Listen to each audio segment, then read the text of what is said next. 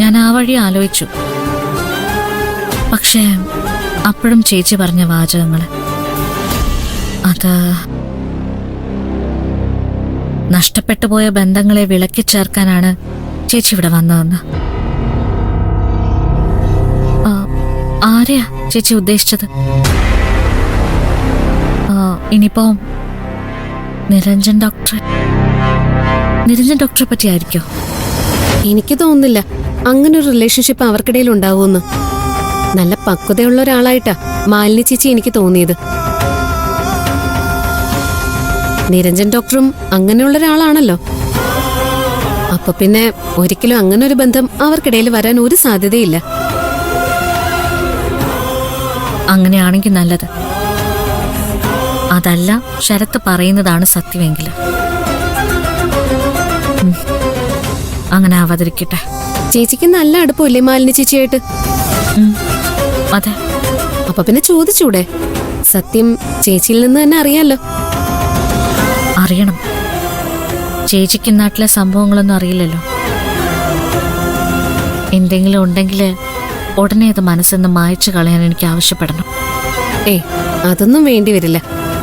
അവർക്കിടയിൽ അങ്ങനെ ഒന്നും ഉണ്ടാവില്ല, എനിക്ക് ഉറപ്പാ. പക്ഷെ ഫോട്ടോ അതെങ്ങനെ ഇവന് കിട്ടി? അതിനർത്ഥം അവർക്ക് പിന്നിൽ ആളുകളുണ്ടെന്നല്ലേ? ആരുണ്ടായാലും ബന്ധത്തിന് വേറൊരു നിറവില്ലെങ്കിൽ പിന്നെ എന്ത് പേടിക്കാനാ ചേച്ചി? അങ്ങനെ ഉണ്ടാവില്ല എന്ന് തന്നെയാ എന്റെ വിശ്വാസം. ചേച്ചി സമാധാനായിട്ടിരിക്കെ. ശരത്തിന് ഇത്തവണയും നിരാശപ്പെടേണ്ടി വരും. ഞാൻ ചേച്ചിക്ക് കുടിക്കാൻ എന്തെങ്കിലും എടുത്തിട്ട് വരാം.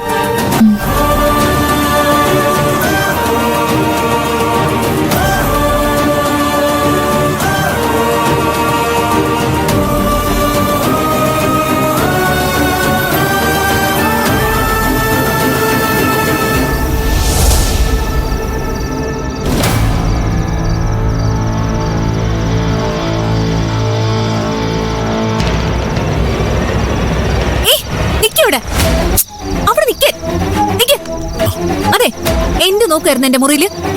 ഒരു പാറ്റയോ? ആ, പാറ്റ. അതാ മുറിയില് കേറി. ഞാൻ അതിനെ പിടിക്കാൻ നോക്കിയതാ. ഒരു പാറ്റ കയറിയതിനാണോ ആ മുറി ഇത്ര അലങ്കോലാക്കി ഇട്ടിരിക്കുന്നത്? എന്റെ മുറിയിൽ പാറ്റ കയറി നിങ്ങൾക്കെന്താ? അതെ, നിന്റെ മുറി എന്നൊരു മുറി ഈ വീട്ടിലില്ല. ഇവിടെയുള്ള എല്ലാ മുറികളും എല്ലാവരുടെയോ, പ്രത്യേകിച്ചും പ്രേമിച്ചിടെ.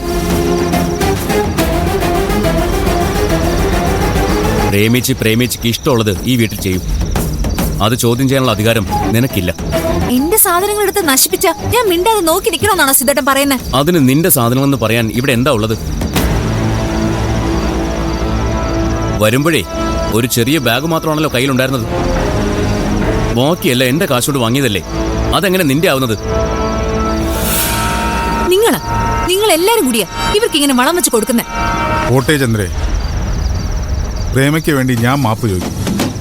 ഓർമ്മയില്ലാത്തോണ്ടല്ലേ? എനിക്ക് വേണ്ടി ആരും മാപ്പ് ചോദിക്കൊന്നും വേണ്ട. പാറ്റ വന്ന ഇനി ഞാൻ ഇങ്ങനെ തന്നെ ചെയ്യും. പാറ്റയെ കൊല്ലണം, എങ്കിലേ എനിക്ക് സമാധാനം കിട്ടൂ. പുറകീന്നടിക്കണം, അങ്ങനെ കൊല്ലണം. എല്ലാം നമുക്ക് ചെയ്യാം. ആദ്യം നീ പോയി കിടന്ന് ഉറങ്ങാൻ നോക്ക്. വാ, നമുക്ക് പോകാം.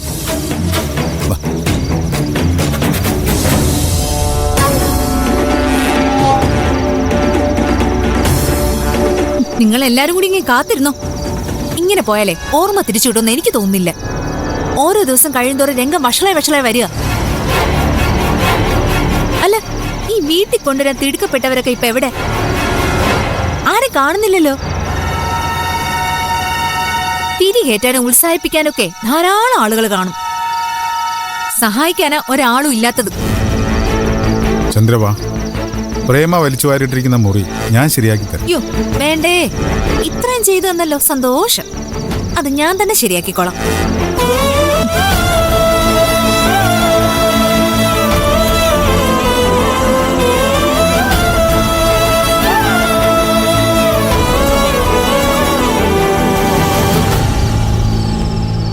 ഒരു ബോംബ് കൊണ്ടാണ് ഞാൻ വന്നിരിക്കുന്നത്. എന്നെ അറിയാനും മറ്റോ ആണോ? തങ്കച്ചി എന്റെ കാണപ്പെട്ട ദൈവമല്ലേ. തങ്കച്ചി ഞാൻ അങ്ങനെയൊക്കെ ചെയ്യൂ? അത് കള തരം കിട്ടിയാ നീ എന്നെ തീർക്കുന്ന എനിക്ക് നന്നായിട്ടറിയാം.